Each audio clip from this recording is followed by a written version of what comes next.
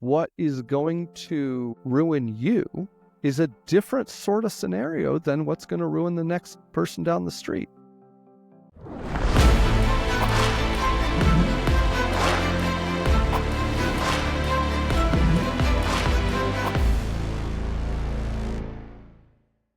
Hi, Dylan. Welcome to the show. I am so excited to be here. Good. I'm glad to hear that. So I want to dive right in. What are some common misconceptions that people have when it comes to cybersecurity? Well, do you mind being a guinea pig? Oh, sure. Yeah, go for it. So if you were worried about cybersecurity, maybe you saw something on the news or your buddy got nailed for some amount or something, what would you do to say you had a medium-sized business and you wanted to keep it safe? What would you do? What would I do? I don't even know.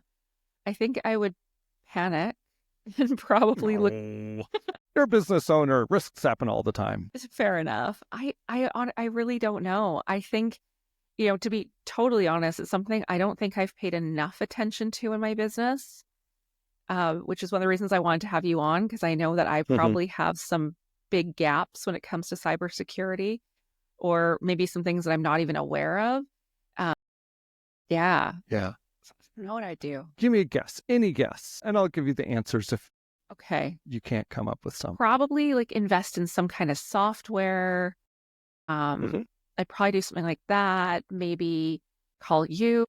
Yeah. Okay. Those are the first two. There's a third one that people usually say. Okay. Any guesses? No idea. Call the bank? I don't know. Yeah. You Google it, right? Right. So those are the three answers. Maybe you ask your IT people to do something about it, or you do something kind of IT-ish, like you said, the first one. Second, you go hire someone in that space. Maybe you know somebody, maybe you know about a consulting shop, something like that. And third, you Google it. You just, how do I stop this stuff, right? Yeah. These are the most common answers, and they will all lead you to the same source, though you may not know it. And that source is the cybersecurity industry. And that makes most sense. The top 10 listicles are written from that you find on Google about what you should do, mostly correspond with the things that the consultants are going to tell you, or that the IT people have gotten used to and are able to explain. But what gets lost in translation is that cyber industry is not, the advice you're getting is not designed to solve the problem you came to it with. You came to it probably hoping to stop crime, to avoid getting nailed, right? But the cyber industry is laser focused. It is just really good, and it's at something else. It helps make people defensible. If you need to be able to say, don't fire me, I did what a reasonable person would do. If you're the leader of IT or maybe security, and you need, and you know you're going to get blamed if something bad happens, and you don't have control over bad things happening because, like, it's people, right? It's crime. You can't police everybody. Then you don't try. You try to keep your job when it does happen. And that's what the cyber industry is good at. You get a lot of money and it makes you defensible. Okay. So what are some things that we should be doing? Like, what do we do? Easier than it sounds, and it's far cheaper than buying like a whole bunch of tech. Perfect. Yeah, I know. Unfortunately, it doesn't fit in a top 10 listicle because the answer is different for every business. What is going to ruin you is a different sort of scenario than what's going to ruin the next person down the street. And maybe the person after them doesn't have any risk at all. Right. Think about we're about stopping crime. If that's what you want, how much business is done over the computer? All of it these days, right? Yeah.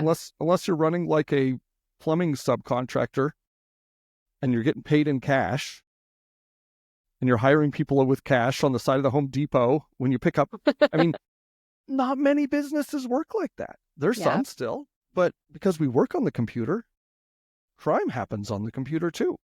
Yeah. So all you need to do, easy answer, is figure out what's going to be really painful for you, what kind of crime is going to be really painful for you, and then figure out the easiest way to stop it. Of course, it's so easy, right? Yeah. Yeah. And of course, the devil's in the details, right? Of course.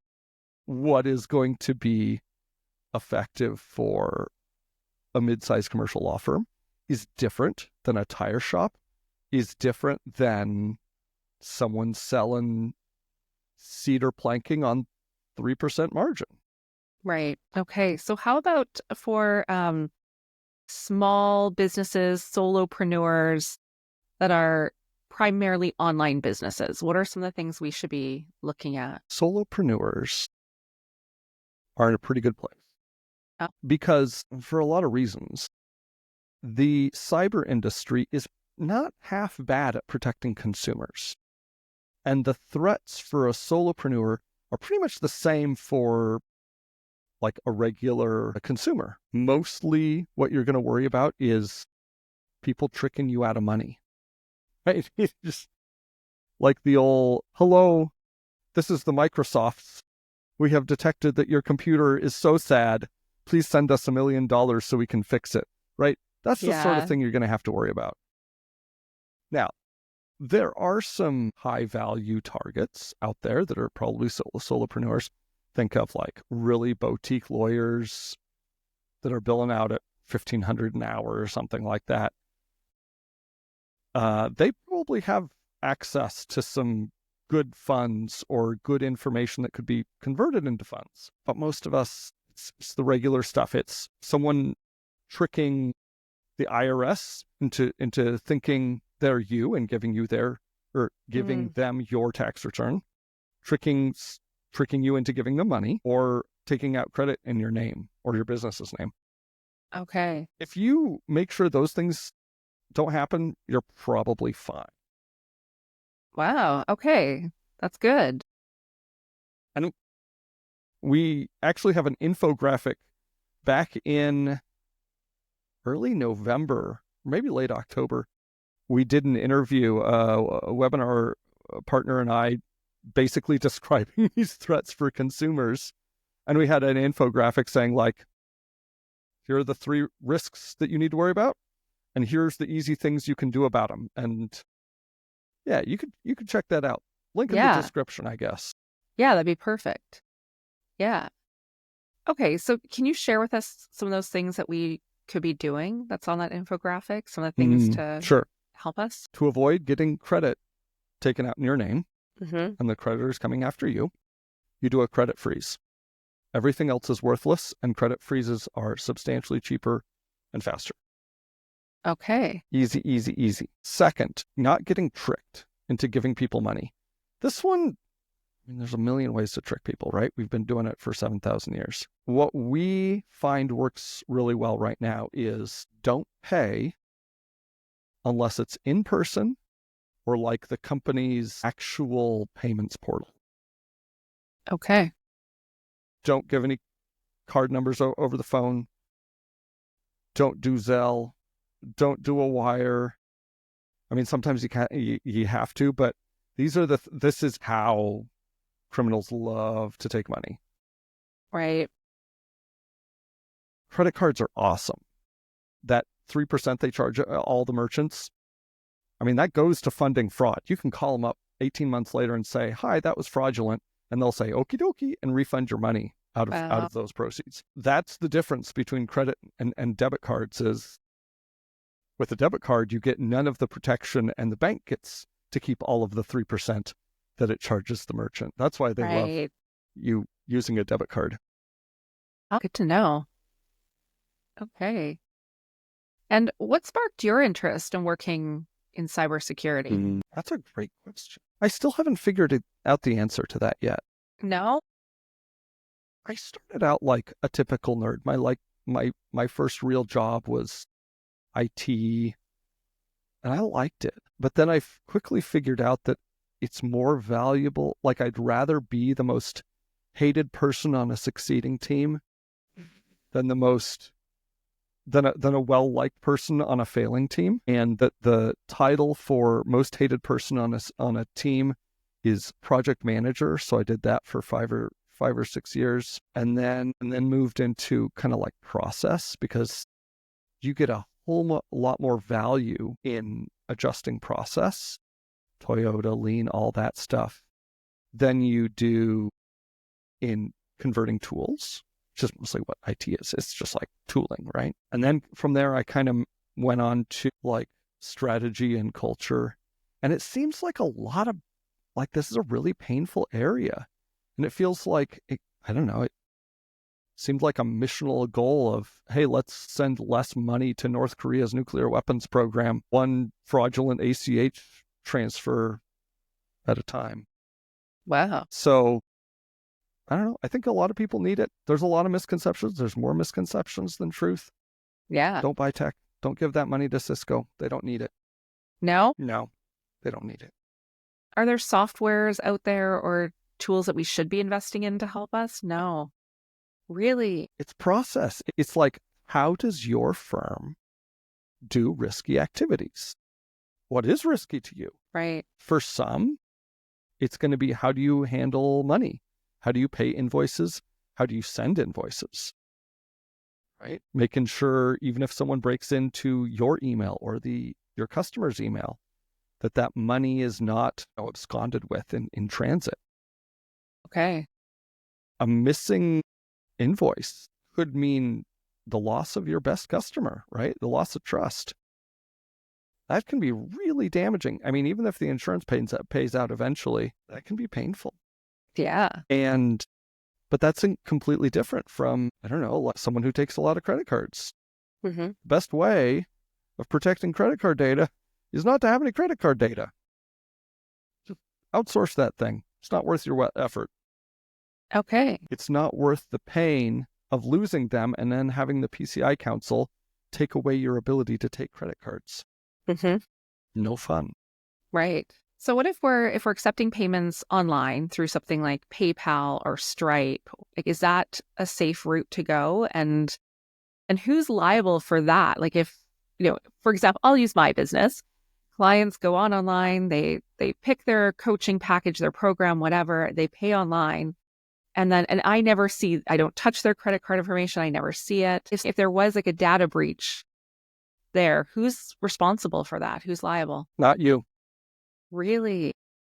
Because yeah. And this is the way the PCI Council wants it. Okay. Think of so PCI Council is like Visa and MasterCard and most of the major underwriters and banks and stuff. And because they're liable in this product segment for all the fraud, they have a terrific incentive towards reducing it for everybody. Right. And the easiest way to do that is to take away all the credit card access from all these merchants. Because imagine how many people, 20 years ago, were taking credit card payments? Like millions, right? Mm-hmm. You remember that thing at the gas station where you'd put your credit card down and you'd run the little thing back and forth, and it was like the blue imprint. It's come a long way. But it's like, that was a world, that was a higher trust world where secrets weren't needed, right? The merchant was invested in keeping that number safe, and it was hard for people to break in and like do fraud with all those blue receipts. Now we're in a world where, like, post Target, Michael's had a breach. There've been a million credit card breaches. Credit card issuers want merchants to not have credit cards. And the easiest way to do that is to build up this industry of do it for you, and then have a big stick of making compliance really annoying. Right. So that everybody moves onto Stripe. Stripe is great. Stripe is wonderful. I recommend Stripe all day long for lots of businesses. Great. That's good to know, because that's what I use. So that's very comforting. That is what That is what every Visa partner would like you to do too. So, Really? Okay. yeah. Okay, that's good. How would we know if we have any sort of issues with our like data we're collecting from clients or anything? Like what should we be aware of when we're collecting information from our clients? This is the hardest question. And in part because it is not answerable. If you do things right, you should not have to be worrying about it, right? Like, okay, gonna put you on the spot, Terry. All right. Do you do all your operational finance for your coaching business? Yeah. Send out the invoices, pay all the bills. Is that something you're good at? I do it. I would say I'm pretty proficient in it. Yeah. Right. But do you use like Stripe or some software to help? Yeah. Or are you writing in the checks in the checkbook and No. balancing the books at the end of the month? Wouldn't even know how to do that. No. Right. My granny would. She loves it. But yeah, my point is when you're using a system like Stripe, it takes care of the boring stuff for you and it surfaces the important stuff to you. Right. And so you can tell if something is out of whack, if something is strange. And Stripe or PayPal or any of those merchant payment systems, finance systems, it's in their interest in making it really obvious to you because they recognize that your success depends on you not making judgment calls about boring things. It's part of their value proposition to take away the boring. Oh, I like that. Right?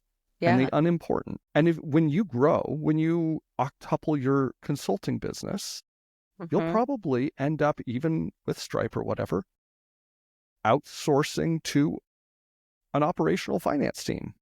Yep. Maybe you get it from your bank. They have treasury management services or some, I don't know, outsourced partner.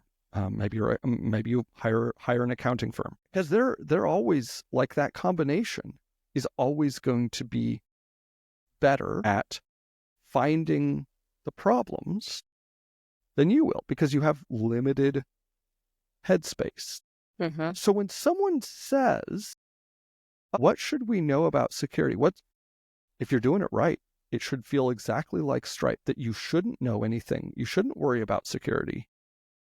Okay. If someone is telling you that you need to become security aware, they're not doing their job. Okay. Well, if a security person is telling you you need to be security aware. Right. Okay. I'm going to get flack for this, aren't I?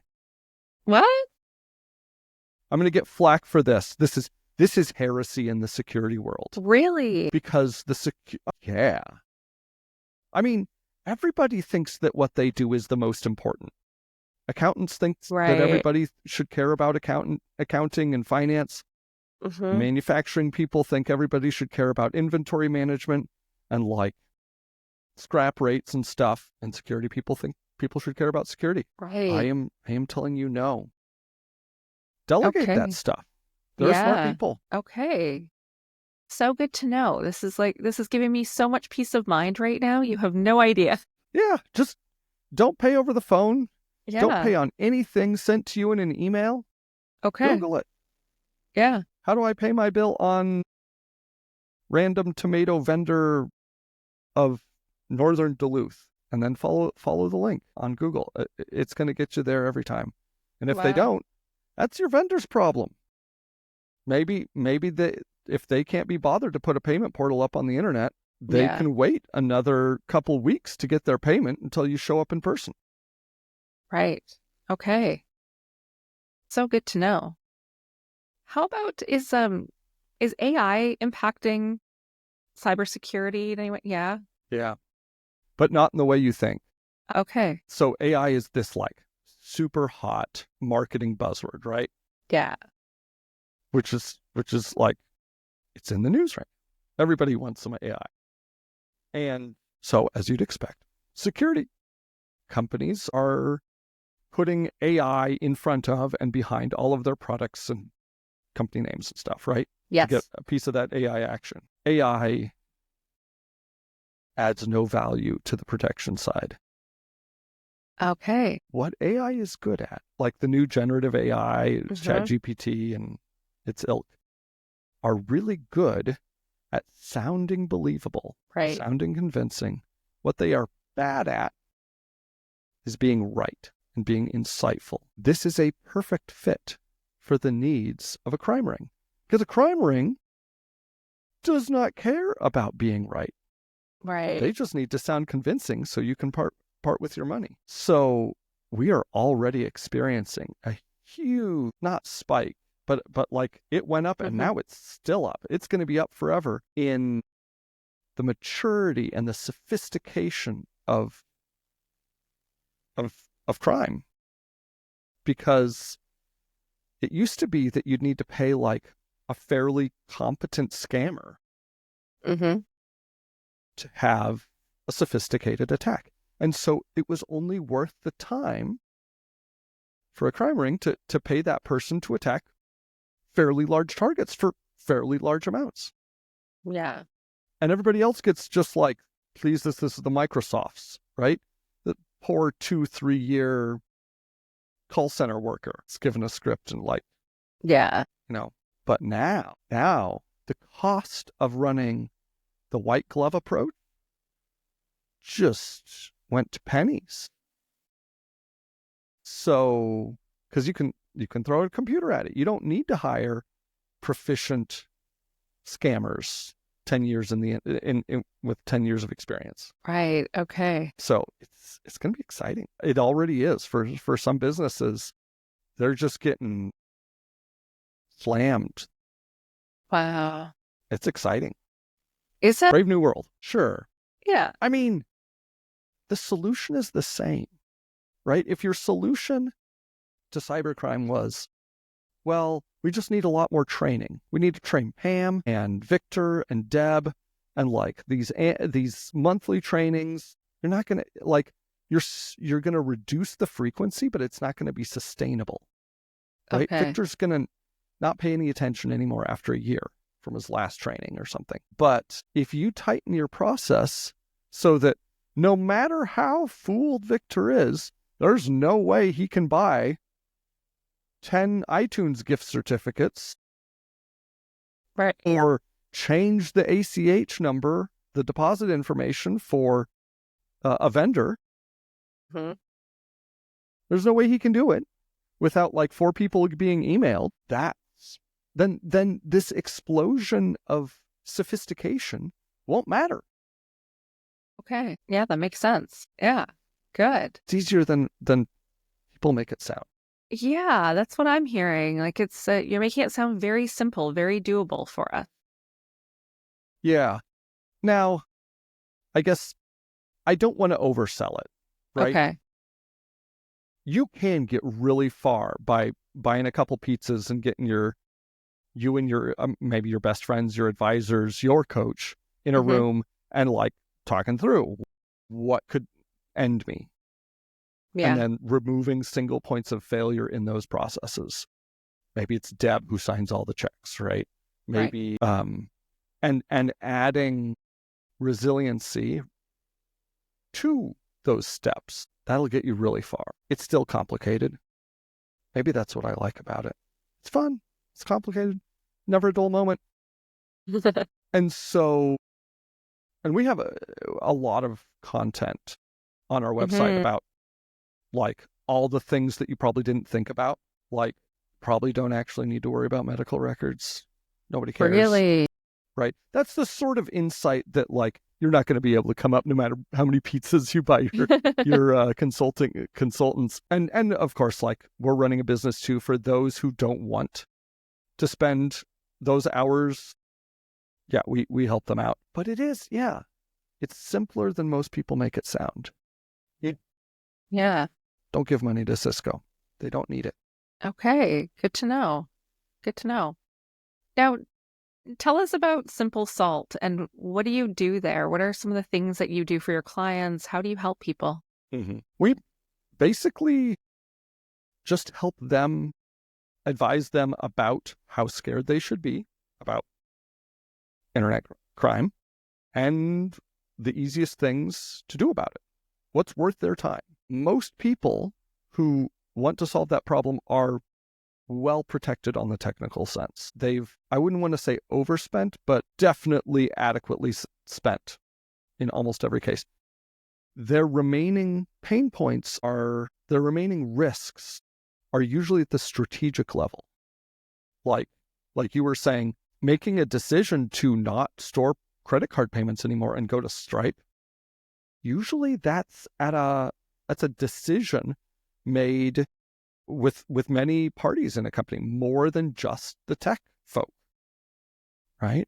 Because you're going to pay more to Stripe because it's doing more for you than if you were just buying point of sales and running it through the phone lines. That's where we advise. We can show clear ROI on this is how much you're likely to lose from a credit card breach or invoice fraud or all your medical records ending up on the black market, how likely, how much it's going to cost you, and then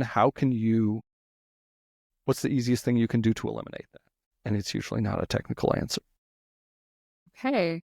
So yeah, so that's the kind of thing we provide. We usually focus on high trust professional services because honestly, a lot of people are fine with an insurance policy, like a cyber policy. Right. Now, I would say in my own self-centeredness that everybody needs me, but the folks who especially need to avoid crime are those who are going to lose solid revenue if they experience crime, right? People whose primary value proposition is trust. And once your customer is blackmailed with information that was stolen out of your control, that person is probably going to be very angry with you, and you might lose other customers. That's who we help. Because no insurance policy is going to help recover that trust. Right. And that lost revenue. Yeah, that makes sense. Yeah. And I have to ask this just because I'm really curious. Where did the name Simple Salt come from? I have a 4-page jibber jabber with my marketing team on that. The silly answer is I'm a salty guy. I'm just very opinionated. And we want to make it easy for people because it should be easy, right? Yeah. That's most of it. Okay. Cool. And I asked my Instagram community if they had any questions about cybersecurity that they would like answered. Good. And I had one come in from Lizzie, and she asks, how can I protect info running my own server? Don't run your own server. See, this is the sort of strategic thing. IT is going to say, I guess we're locked into this system and it runs on your own server, so I guess we need to do the server. No, this is why Amazon is making so much money. It's not because of their selling cheap Chinese crap with weird brand names. That's not the moneymaker. The moneymaker is their outsourced IT. Okay. IT is a business, is a practice of 1 million details done right. The most successful businesses focus on what they're good at and outsource the rest, right? To a competent and price competitive partner. Amazon Web Services, AWS, the outsourced IT of the world, is better at getting those billion details correct than you will ever be, even if you had the biggest budget. Okay. I'll stick with it. They are better at IT, even if you threw $1 billion at your IT department. Wow. And it's so cheap. I mean, you get what you pay for, right? Because you want to do as little IT as possible. Can you move? I would ask what system is running on this server, but in every case, it's better to have someone else do those details for you. Good to know. Good. And now I have some rapid fire questions for you, if you're game for that. Hit it. Okay. I'm ready. book? What's your favorite book? I don't have, man, I'm going to be a disappointment if all these are favorite thing. I don't have favorites. I change too much. But the book that is making the most difference Yeah. in our company right now is Working Backward. Oh, nice. Have you heard of it? No. It is, man, there's a lot to it. But it's one of these tech books, like How to Be a Tech Giant. Mm-hmm. And it describes how Amazoned, Wow. at least in the early days. It's mostly like modernized process design. Cool. So, like how to write good metrics for team performance, Nice. how to structure meetings, how to think about incentives. Good book. Cool. Yeah, it sounds really good. I'm gonna have to check it out. Okay, another favorite question. It's the last favorite, I promise, is favorite food. Cabbage. Habit. I know. Rapid fire. Do Why? you want the I rationale or want, not? yeah, I do. I need to know. Okay. I have 3 children. And I see one of my success metrics as a parent to be helping them build good habits that will make them productive and helpful for their overall success. And health is definitely one of them, right? Like Yeah. we're figuring out it's all one body, it's all one system. You've got microbiomes and affect mental capacity and depression and stuff. And everybody says like vegetables. You physically cannot have enough vegetables. And in particular, I think this is less firm, but it seems like the less processed the vegetables, the better. Mm-hmm. Yeah. My kids are never tired of cabbage. I can cut it into little thin strips and put it on tacos. I can cut it into big old chunks and roast it. They like cabbage. And so Nice. It's not my taste. I mean, I like cabbage too, but it is a consistent winner, a consistent, solid performer in my goal to give my kids healthy eating habits. Great answer. You're the first one to say cabbage. I'll say that. What's your biggest pet peeve? Legalism. Oh. And in part, Simple Salt was founded to, like, that's part of the culture. We fight legalism. And by legalism, I mean following the shape of success instead of its substance.